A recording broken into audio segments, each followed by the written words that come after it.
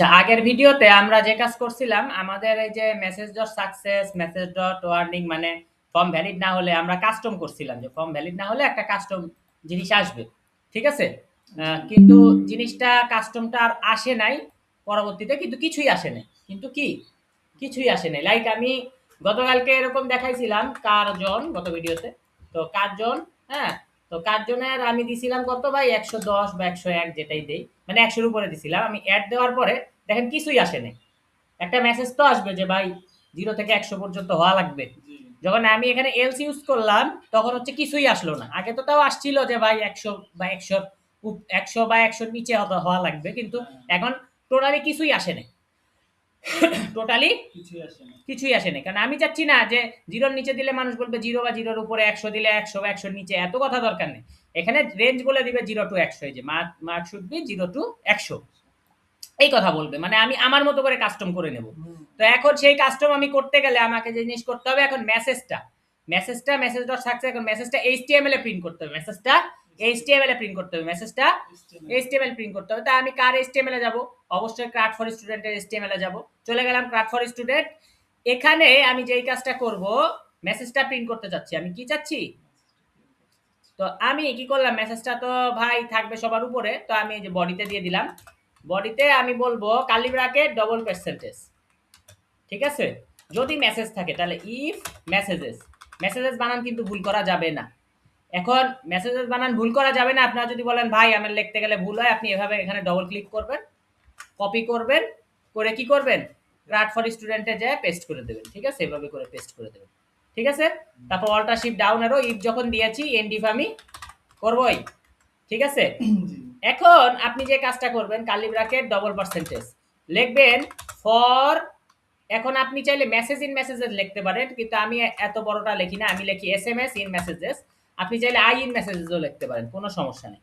Alter shift down arrow, for যখন দিয়েছি in for আমি করবই। দেখেন এখানে কিন্তু if in if, for in for. ঠিক আছে? এখানে 3 বার চালাতে হবে। কয়বার? 3 বার। তো মেসেজগুলো আনলেন, মেসেজগুলো আনার পরে মেসেজগুলোর মধ্যে টাইপ কি, মেসেজের টাইপ কি, তাহলে ইফ এসএমএস ডট, মানে এই যে মেসেজ থেকে যে এসএমএস আপনি একটা একটা করে ভেঙে ভেঙে আনলেন, SMS dot tags equal to SMS এর ট্যাগ যদি হয়, ট্যাগ যদি কি হয়, আমরা একটু ভিউয়ার কাছে ফিরে যাই। ভিউয়ার কাছে ফিরে গেলে দেখতেছি ট্যাগ আছে কি সাকসেস। তাহলে আমি বলি যে এটা ট্যাগ যদি হয় সাকসেস। ঠিক আছে?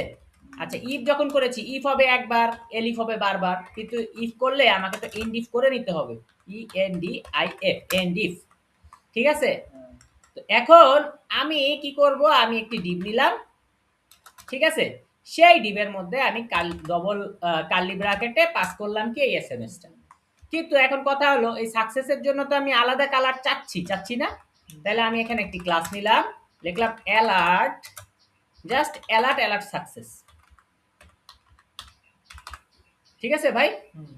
আচ্ছা, এবং সেই সাথে আমি বলতেছি এফডব্লিউ বোল্ডার বা বোল্ড, আপনি ইচ্ছা। তো লেখাটা একটু বোল্ড আকারে আসলো। ঠিক আছে? এখন আরেকটা কি ছিল সাকসেসের পাশাপাশি ভাই? আরেকটা ছিল ওয়ার্নিং। আরেকটা ছিল কি? ওয়ার্নিং। তো ওয়ার্নিংটা আমি কপি করে নেই, ডবল ক্লিক দিয়ে আমি কপি করলাম।